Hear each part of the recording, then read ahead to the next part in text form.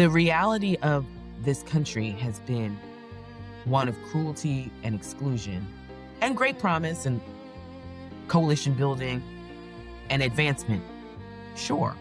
But it's both and.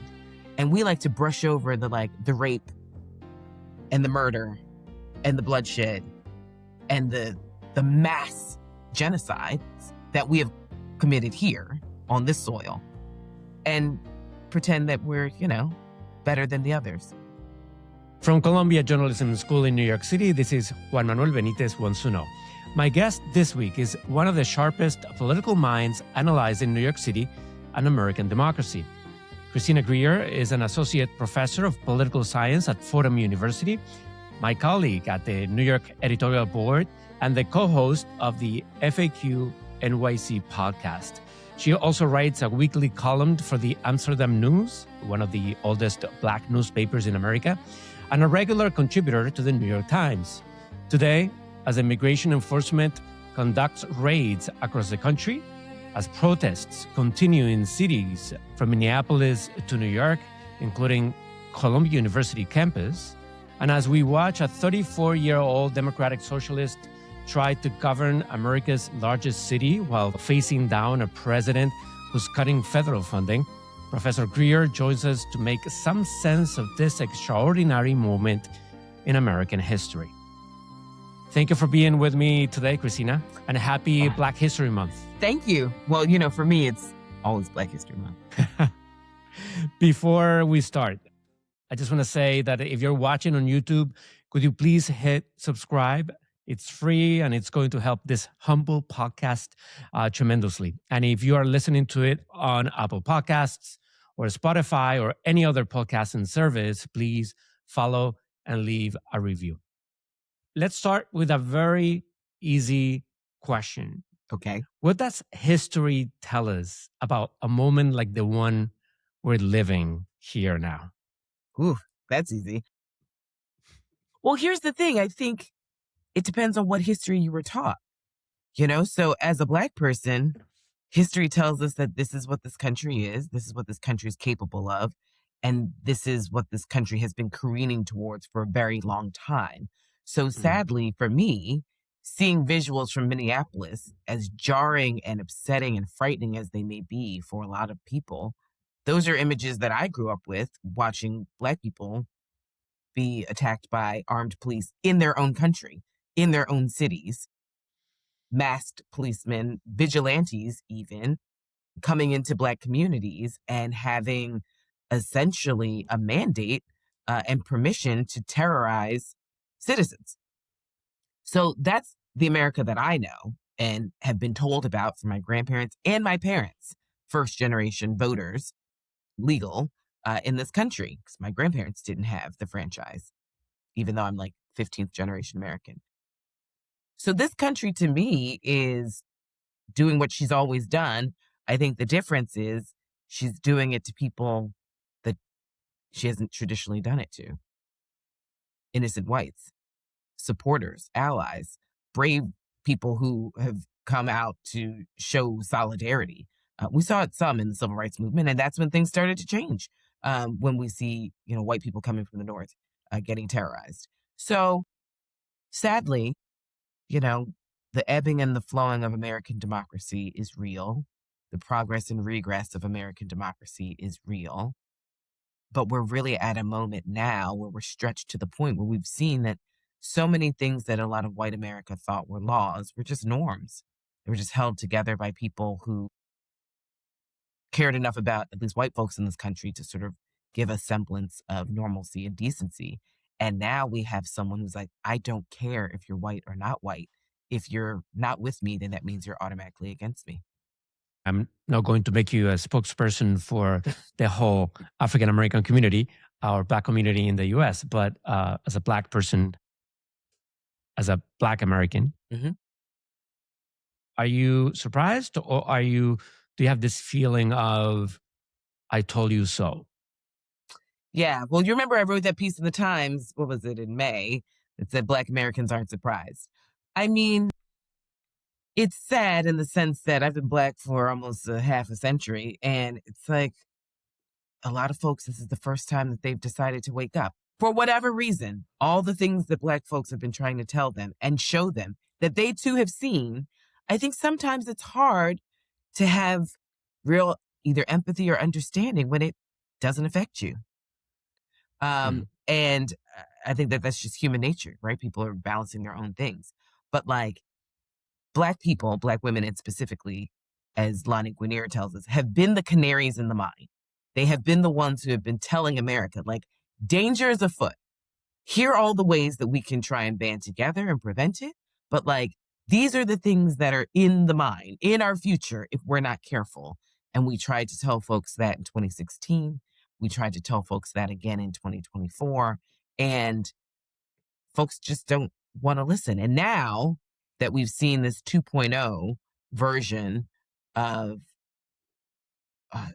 dictatorship, authoritarianism, blatant racism, xenophobia, and anti-immigrant sentiment, I mean, just a real disdain for a vast majority of Americans by not just the president, but his administration and his feckless party. Black women are like, we don't want to see the train go off the track. We're all on the train together, but we've also been running through the cars of the train trying to tell everyone, like, if we're not careful, like, you too will be hurt.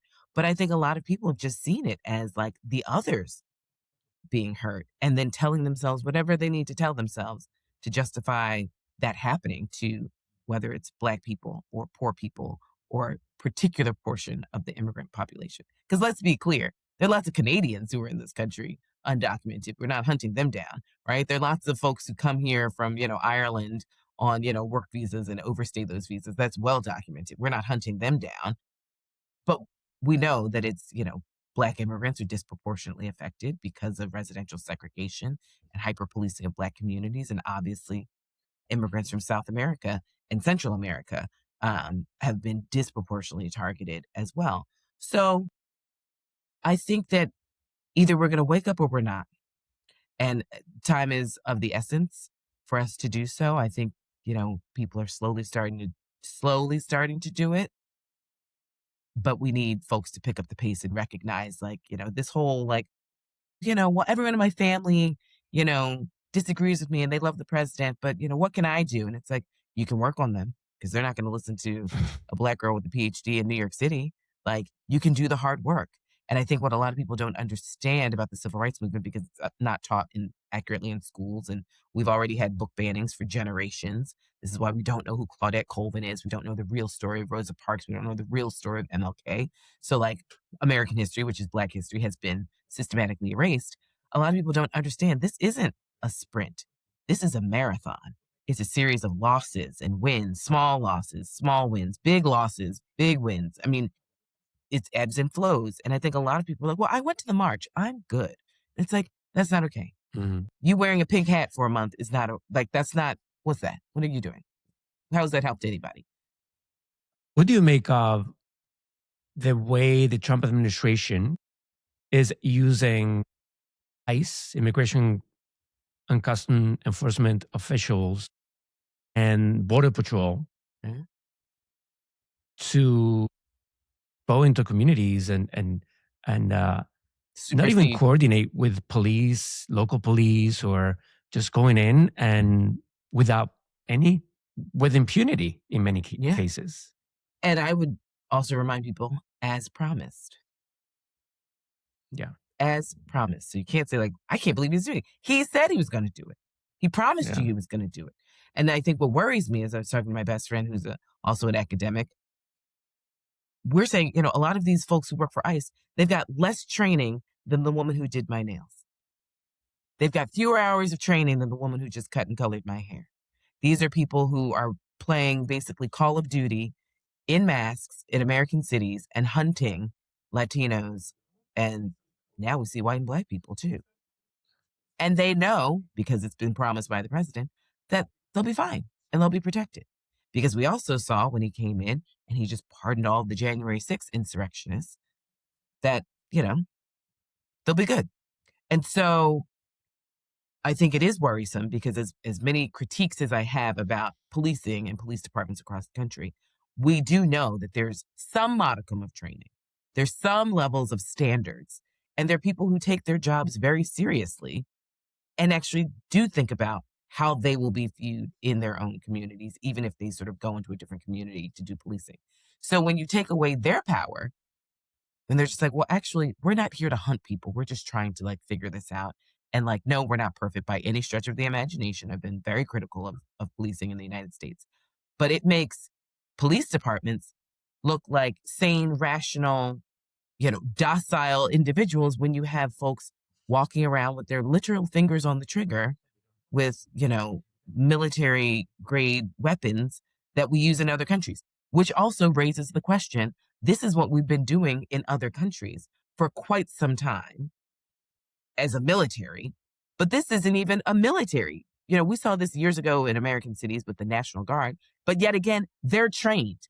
There's a hierarchy. Right now, we're seeing just folks who have signed up from their mom's basements. It's like, I can make a ton of money and carry a gun and wear a mask and like hang out with other dudes all day and basically like play the video game live version in American cities. And I don't really have a boss.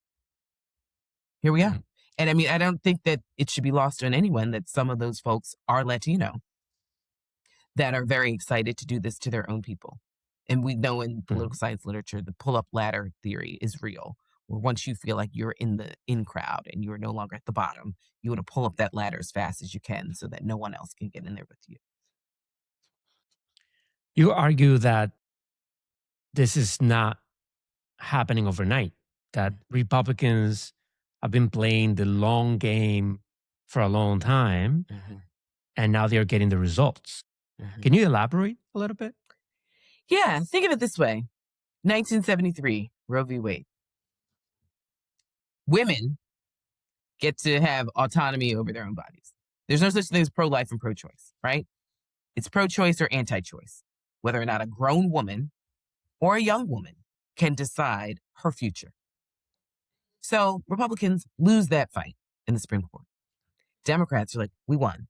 Women get to choose how they want to live their lives and how they want their reproductive freedom to look like. And Republicans just say, okay, we'll just work on this for 60 years to undo what's been done. 50 years, excuse me. Right? So 50 years. And then we'll get Dobbs.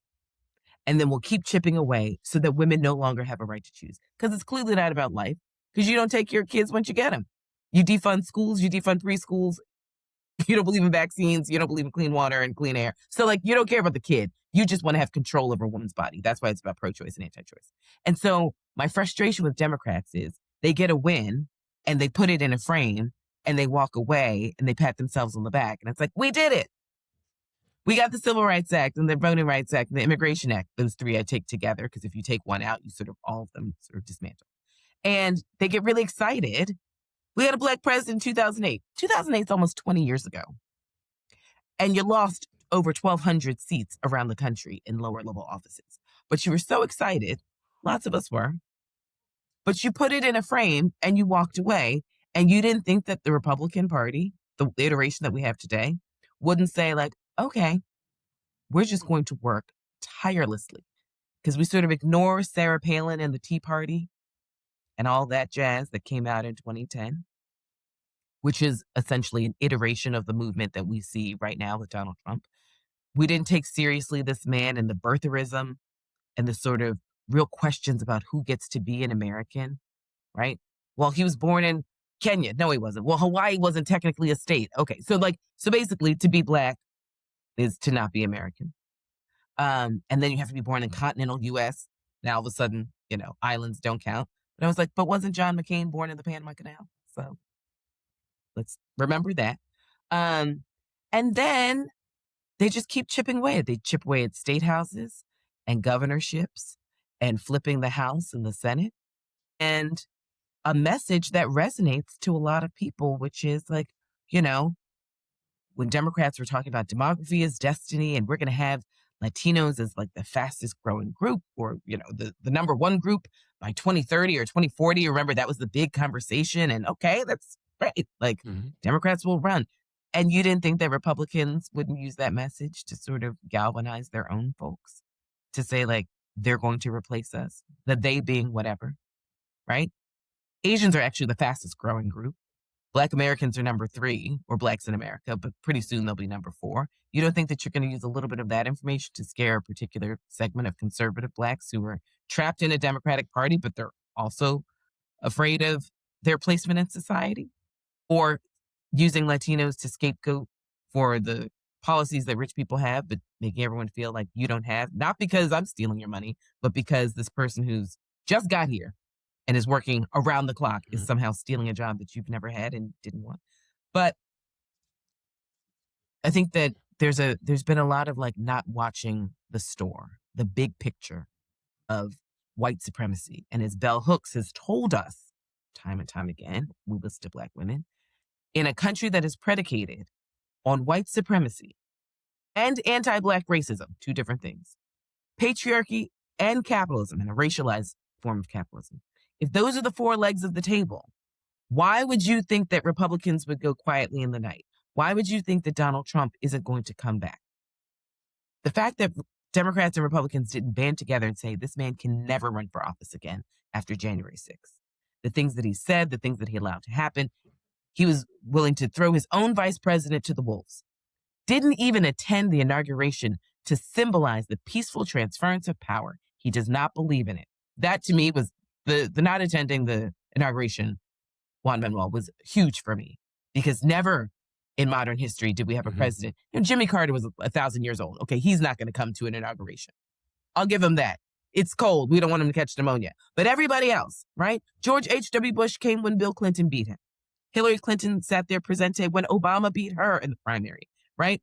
Obama was there after Donald Trump had said all horrible things about him, but showed him around, right? But Donald Trump chooses not to come when Joe Biden is duly elected because he's saying they cheated, they cheated. Now, don't forget, in all of 2016, he was saying they cheated when he thought he was going to lose. When he thought Hillary Clinton was going to beat him fair and square.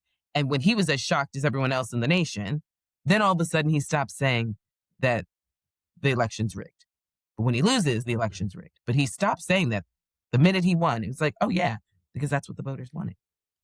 Do you think we become too scared or confused about the meaning of certain words? For example, we've studied in history books, we've learned about authoritarianism. But now when we see what's happening in the country, we wouldn't call it that because it's just too much. It's not the same as the things we read in the history books. Or when we talk about white supremacy, you just mentioned that. Oh no, that's not what really is happening, even though we have a president saying we don't want immigrants from Somalia or from, we want them white and European. Basically, that's the message from the White House. So how do you turn the tables? Or is it that Republicans or conservatives are dominating the discourse, or they are more effective at communicating their message? Both and. I mean, they're way more effective at communicating their message. They're the ones who coined Obamacare. They're the ones who gave it a name. You're right. I mean, when Obama saves the country from falling off a financial cliff, he calls it like the America Rediscovery Back to Work Act, something. Like, are you kidding? There's no way that any Republican would ever call it other than their first name, right? I think a few things. One, we like to just be a polite society. So it's like, well, those words they feel heavy. Yeah, they're heavy because they are. And like, maybe you haven't experienced it, but like, Black folks have lived in an authoritarian country for 250 years. So that's just the reality. And a white supremacist nation. And if we, and everyone's like, they're banning books. They've always banned books. This is why most people don't know their own history. And Black history is American history, right? American history is Black history. So if you're white and you know nothing about Black people, most white people know very little about Black people, then you don't know your own history because we're inextricably linked. Like the original sin of U.S. chattel slavery. So most white people only know a modicum of what has happened in America. Black people have to know a fuller story in order to survive, let alone thrive. And so if you all knew real history, you would know that Adolf Hitler looked at what was going on in America and how white people treated Black people. And that's where he got ideas, right? So he's like, oh, wow, you guys are on some like real stuff here. Let me just take it and put it over here. So I think that this lack of appreciation for the cruelty that has been this country, and I've said this before, and some people get their feelings hurt. Until white people understand the capacity of certain white people, we're not getting out of this. And a lot of people don't want to understand that capacity because that means looking at people who look like you or your relatives or thinking about things that your relatives have done or have the capacity to do. And it's a hard thing to confront. But if we are really honest about the level of cruelty that has happened on this land, starting with the Native Americans and 400 years of chattel slavery, like, it makes sense that we've gotten ourselves in this moment, and some people are in a moment of disbelief where if I say on MSNBC or Miss Now, whatever it's called, that separating children at the border is inhumane, and I'm so sad and scared and worried that a little child named Juan, who's 3 and only knows his name, his first name, and mom and dad, and will never see his parents again because they've been separated, and he's too young to sort of know addresses and phone numbers and all these things. So the only way we'd ever reconnect them is maybe through DNA, maybe. We don't know where he goes. And I have grown white women who are grandmothers writing me hate mail saying, well, if they didn't want their child taken away from them, they shouldn't have come. And I'm a grandmother and I don't care. Like, let that child, have his own fate. Who cares? So it's like, there's a level of inhumanity that you have to buy into under this administration to sort of support the project. And that's been a consistent narrative in the United States to allow so many of these types of things when we have internment camps or exclusion acts for the Chinese, several of them over time, how we've treated immigrants from a lot of different places, how we used to treat European immigrants. No Irish, no N-word, no dogs. No Italians, no N-word, no Irish, no dogs. No Jews, no N-word, no Italians, no Irish, no dogs. I mean, but we've sort of erased that over time and let certain people assimilate into whiteness. Some people just can't. But the reality of this country has been one of cruelty and exclusion and great promise and coalition building and advancement. Sure. But like, it's both and. And we like to brush over the rape and the murder and the bloodshed and the mass genocides that we have committed here on this soil and pretend that we're better than the others. Let's switch gears because I have to confess, I'm really jealous. You got the first sit-down interview with the new mayor, Mayor Mamdani, Zohran Mamdani here in New York City, with colleagues at the FAQ NYC podcast. I haven't been able to get an interview with the mayor yet. So any takeaways that you got from that first sit-down interview?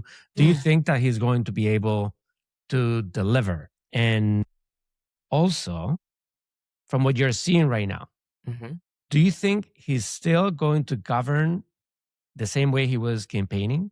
Because it seems to me that it's the same kind of campaign mode still to this day. Well, but here's what I always have to remind myself. Juan, it's been a month and less than a week. Like, this man is still unpacking boxes at Gracie Mansion, right? So, few things. One, he came on our podcast in March of 2025 when he was polling at about 1%. And so at the end of the interview, I said, hey, if you pull this thing off, you promised to give us the first interview. And he said, of course, right? So he's saying, of course. I'm just like, see you never. And here we are. So like, fortune favors the bold in both ways. A few things. One, I think that he's surrounding himself with some veterans and some new people, which makes me feel comfortable because we definitely need some baton passing. We are a quarter into the 21st century and we need new leadership. So I think it is important that he's got people from Bloomberg, de Blasio, Adams administrations He's even got some people from Giuliani and Dinkin's administrations. But we have to have a new cadre of public servants. So that makes me super excited.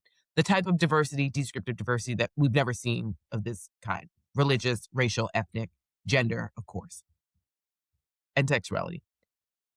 So that's huge. I always thought that the campaign promises were quite ambitious, especially knowing what we know about the federal government. And we've already seen the pettiness of the president sort of, I want my name on Penn Station and Dulles, and now you don't have money for this Jersey, New York tunnel. That's huge. And a New York state, all states are red states. Do you have enough blue cities, right? And so we did have 3 terms of Republican governor. So like, let's not pretend that New York can't do that. We also had 20 years of Republican mayors back to back. So let's also be clear about the American public. I think that there are a few things that he's a little bit lucky about. One is that Kathy Hochul is in an election year and she needs him. She needs him to articulate to his base why they need to come out and hold their noses. And no, she's not the progressive that he is. No, she's not a democratic socialist. But like, this is what a lot of folks who don't understand what being at the big kids table is all about, is that sometimes you have to compromise. If it's not Kathy Hochul, it's a Republican. And so either you get some of the things you want with Kathy Hochul or you get none of the things you want with the Republican governor. Which one would you like? And we saw this time and time again with the presidential election when people were like Kamala Harris and Palestine and all these other issues and the environment and policing and I can't vote for her. Okay, well, here's what you get. Because Donald Trump just said he's going to put golf courses and hotels in Palestine. So you got nothing. You're getting worse than nothing. And we're watching horrific things happen. A few days after your interview with the mayor, he went to Washington and met with President Trump in the Oval Office. That meeting went really well. They looked like friends, and Trump was really saying really good things about Mamdani for the first time. And they had some chemistry. Were you surprised? No, because Trump likes popular people, and he recognizes that Mamdani is like the cooler kid in class than he is. He's also a bully, so he has a lot of smoke for you online. But when you're in his face, he doesn't have the courage to say or do any of the things that he was doing online. And Mamdani is, I mean, let's be clear, he's a once-in-a-generation politician, similar to Obama. Like, he's able to articulate ideas that get people really excited. I think the difference is, if you listen to him, his ideas are actually progressive. Obama's weren't. His skin color is progressive, and so people just got discombobulated. But Mamdani is actually talking about things in a very specific way that a lot of Democrats are unhappy or unsettled with. I mean, you remember how long it took Hakeem Jeffries and Chuck Schumer to even say his name, let alone endorse him, and Chuck Schumer still never did. And Hakeem barely did at the very end. Who cares? So I don't know. I definitely don't think he'll be able to get everything done, but I think he's still got an era of goodwill because 1, it looks like he's working. 2, it looks like he's hiring non-corrupt people, which that was Adams' big issue from day one. You know, you remember we had his brother in the parking lots and then some former NYPD folks. And it's like, what is happening? It just looks like corruption from sort of the first quarter. And it doesn't feel that way. And I think, you know, a lot of times the feeling can carry you into a little farther along in your career. I think he's a quick study. We'll see. I mean, listen, we have this snowstorm that doesn't seem to be going away. I think a lot of people the first week were like, we get it. You know, this is kind of a once in a decade snowstorm, literally. We keep getting them on the 6s, right? But now that trash pickup's been slower and the snow's not melting and folks are having harder times getting to and from, the patience level is wearing off. And so how does one deal with even all of these things, right? Because you have to have your long-term vision. I think that's some of the things that you were asking about. Like, how do we get this affordable housing and this transportation and all these other things under control? Because that's what was promised. But you're also the mayor. It's a 40-hour-a-day job. As everyone says, you know, it's like changing your bike tire in the middle of the Tour de France. Like, you are expected to do things in an expedient manner that Kathy Hochul's not expected to do, that Hakeem and Chuck and Kirsten Gillibrand aren't expected to do, that the president's not expected to do, not even your city council member. So if someone gets shot, we expect the mayor to know about it, comment on it, and maybe even go to the hospital. If someone gets hit by a bus, we expect him to know about it, comment on it, and go to the hospital. So he's got to do the emergencies and the fires of the day, and also the pre-planning of the month and the years ahead. And that is where I'm curious as to, how he'll be able to get that done. My biggest critique thus far, and I've been very vocal about it on the podcast, is that he's got a great diverse set of commissioners and folks in leadership around the city, which I love. He doesn't have any Black advisors, and that makes me nervous. He has Patrick Gaspard, who's one, like unofficial. And as far as deputy mayors, he has 0. And in a city that still has a significant Black population and a history of Black leadership, I don't understand how you think that you can govern in a holistic way and you don't have any Black people who are giving you advice. Everyone, and Katie, my podcast co-host, and I had a really great conversation about this. She was like, well, what about the school chancellor? The school chancellor is African-American, Jamaican American. Very important position. Don't get me wrong, Kamar Samuels. But he reports to the mayor. He tells the mayor what's going on. And then they brainstorm together. But he's not an advisor to the mayor. He reports to the mayor, which is different. And that is my biggest concern / critique of this leadership structure. You were talking about endorsements earlier, and we saw Mayor Mamdani endorsing Kathy Hochul in the Democratic primary for governor this past week.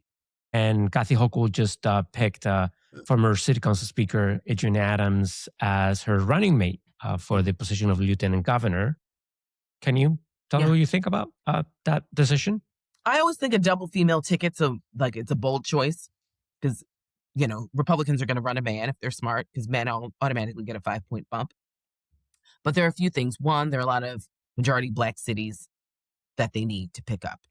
2, Adrienne Adams did very well campaigning during the mayor's race. She came in late, and it was also just the winds of change were for Mamdani. It wasn't her time, but if you saw her on the campaign trail, she is able to articulate ideas in a way, 1, because she's been a public servant for a long time, but 2, she leans into I'm a mother and a grandmother. And a lot of people feel like she's genuine and authentic and can hear and see them and their needs in a way that Kathy Hochul kind of has like Hillary Clinton vibes, not really warm and fuzzy. And so some people bristle by her. So Adrienne Adams will be a very effective sort of kind of counterpart to that. Adrienne Adams and Tish James are incredibly close. So that also inspires Tish James to sort of be another surrogate. And we know that Tish James, the Attorney General, is very good on the campaign trail and also has already won statewide. Kathy Hochul's won statewide too. But having Tish James is kind of like a third running mate who can be in a lot of places is great. Having Adrienne Adams who can hold her own in churches and community groups and with lots of different organizations, with women, with Latinos, with Black folks, with just like the business community. She has been in leadership, even if it was city leadership. I think Kathy Hochul cannot afford to have a third lieutenant governor that doesn't work out. And so Adrienne Adams, you run the record, it's clean as a whistle, where you also choose someone who's not going to bite the hand that fed you. Christina, anything you're reading right now to make sense of this moment? Lately, I've just been reading a lot of Nikki Giovanni poetry because that seems to make sense. What was I reading? I was reading up on LaGuardia. A few months ago, I reread Ungovernable City about Hot John Lindsay, who was the mayor of New York during some financial crises. But LaGuardia and the Depression and sort of having big vision is something that I've been reading up on to think about for Mamdani. And then I just made a note for myself. I'm going to reread Phil Thompson's book about David Dinkins, because I think that the leadership and the times of LaGuardia, Lindsay, Dinkins, and Bloomberg will be very informative for this particular moment and this particular mayor. Any exhibit or New York City museum that you recommend New Yorkers to visit right now? Yes. Brooklyn Museum. It ends March 8th. The Seydou Keita exhibit. He's a photographer, black and white photographer from the 1950s and 60s from Mali. Amazing. Life-changing. Neil Rogers from Chic, the band from back in the day, Mhm. curated the music. And it is transformative. It's really something. And obviously, I'm a trustee of the Tenement Museum. We've got a series of great movies coming through for, Valentine's Day and Black History Month. And we always have great stuff for Women's History Month.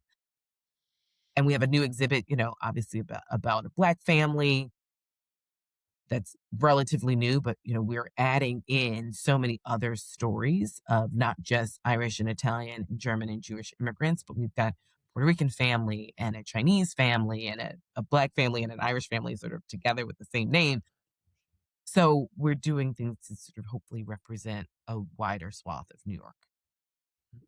And before we go, give me some advice on what to tell my students. Mm-hmm. Many of them, they are here from other countries or from other places in the country. Many of them are brown, Black. They might be here with a student visa or a green card. How do you navigate that conversation in the classroom? Yeah. Well, one, we have to protect ourselves and protect our neighbors, and recognizing that not everyone has the same freedoms, not in this particular moment.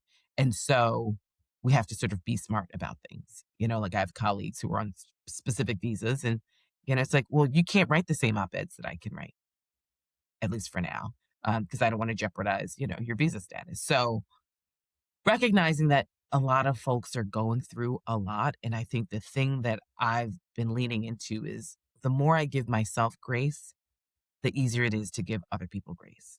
Like, folks are really just trying to hold it together. It feels a little bit like early COVID times, but the difference is we're not all locked in our houses. So people are just moving around, but like they're holding a lot, and recognizing that some of my students are in mixed status families that I don't know about, right? So I'm trying to just assume, like when you go to the hospital, it's like, let's just assume that everybody has like a communicative disease. So I'm going to wear my gloves. I'm going to wear my mask. I'm just going to assume that everyone is like highly contagious. And so I think when I'm dealing with my students and just people in life, I'm assuming that they're going through a lot and just trying to hold it together. And so I think this is the time where the great thing about America is that we do know how to be good neighbors. That is how the country has advanced, right? We do see people accompanying undocumented immigrants to their court cases. We do see neighbors putting together, food chains for people who are afraid to leave their homes and go to work. We do see people donating to social service organizations for folks who can't go to work because they're afraid of ICE. So like the beauty and the curse of America is the curse for some is that we're super diverse. The beauty is that like we do actually understand community and coalition building and collective action. And I guess the last plug I would say is like, if you need inspiration, on the Tenement Museum website, there's this thing that all of my upper level classes do. It's called Your Story, Our Story. And you upload a story of your family's migration or immigration story. And it is so wonderful because you choose an object from like, a rosary that your mom had, or like a sweater that your grandfather had that sort of represents something to you. And then you realize 30 other people uploaded that same rosary, but it's from Catholics in Russia and Catholic dad in Ghana and like Peru and all these places around the world. It's like that one rosary is from 30 different countries. Or that one sweater from your grandpa. It's like somebody else had a sweater from someone's grandpa when he went to, California from China. Like it's just these objects link us in these ways as Americans or people in America in a way that just always inspires me. So whenever I'm feeling like, ugh, it's like, oh, this place is really great. This country is actually really great. It's beautiful. I'm a birder, you know that. So it's like, not only is it gorgeous, but it's got some bad seeds for sure.